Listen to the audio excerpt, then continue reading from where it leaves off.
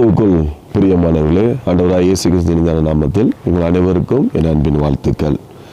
மீண்டுமாக இந்த காலவேளை உங்களோடு கூட பேசும்படியாக ஆண்டவர் கொடுத்த பெரிய கிருபைக்கு நன்றி செலுத்துகிறேன்.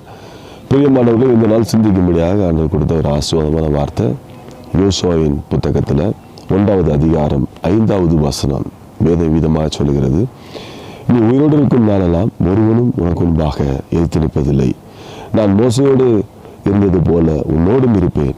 நான் உன்னை விட்டு விலகுவதும் இல்லை, உன்னை கைவிடுவதும் இல்லைன்னு சொல்லி ஆண்டவர் ஒரு அருமையான வாக்குத்தத்தம் கொடுத்திருக்கிறார். பிரியமானவர்களே, ஒவ்வொரு நாளும் நம்ம வாழும் பொழுது பலவிதமான போராட்டங்களையும் பிரச்சனைகளையும் நாம் சந்தித்து கொண்டு வாழ்ந்து கொண்டிருக்கிறோம் இல்லையா?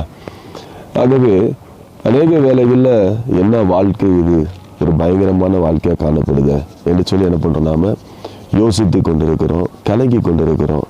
அநேக பேர் கலக்கத்திலையும் கவலையிலுமே என்ன பண்ணுறாங்க, நாட்களை கடந்து செல்வது உண்டு.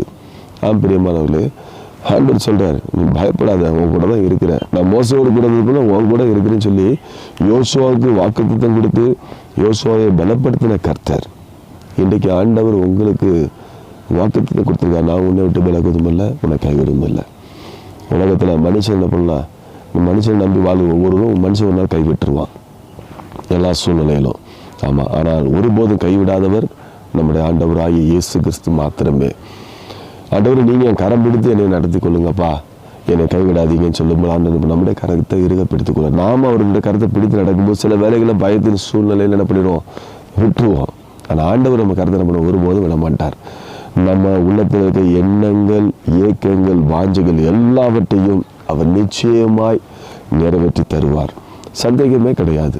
ஆமாம், நான் மோசையோடு கூட இருந்தது போல உன்னோட கூட இருப்பேன்னு சொல்லி யோசுவாவுக்கு வாக்குத்தத்தம் கொடுத்து யோசுவாவை கொண்டு இஸ்ரவேல் ஜனங்கள் ஆண்டவர் நேர்த்தியாக வழிநடத்தினார் அல்லவா?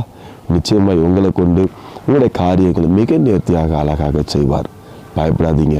ஆண்டு சொன்ன வார்த்தையை சொல்லி, ஆண்டவரே, நீங்கள் இப்படி உடன்படிக்கை பண்ணியிருக்கிறீங்க, நீங்கள் இப்படி வாக்குத்தத்தம் செய்திருக்கிறீங்க, என்ன நீங்கள் ஆசீர்வதிங்க, கேளுங்க. நிச்சயமாக ஆண்டவர் பண்ணார். ஒவ்வொரு நாளும் உங்களுக்கு இருக்கிற போராட்டத்தையும் பிரச்சனை ஆண்டவர் எடுத்து போட்டு உங்கள் நேர்த்தியாக நடத்தி கொண்டு செல்வார். நாம் ஜெபிக்கலாமா? அன்பின் பரலோக தகப்பனையும் நன்றியோடு உண்மை ஸ்தோத்தரிக்கிறோம், உண்மை துதிக்கிறையா. உடைய வார்த்தைகளை கேட்டுக்கொண்டிருக்க பிள்ளைகளை கதை பலப்படுத்துங்க. நான் மோசையோடு கூட இருந்தது போல உன்னோட கூட இருப்பேன் சொல்லி வாக்குத்தத்தம் கொடுத்து பலப்படுத்தி இருக்கிறீங்க. இந்த வார்த்தையின்படி ஆசிரியர்கள் அவங்களோட விலகல் கைவிடுன்னு சொல்லி பிள்ளைகளை பலப்படுத்துங்க, பாதுகாத்துக்கொள்ளுங்க. மனம் விரும்புகிற யாவரையும் கத்தர் ஆஸ்வதி காத்துக்கொள்ளுங்க. மகிமை இயேசு நாமத்தில் பிதாவே, ஆமேன், ஆமேன். God bless you.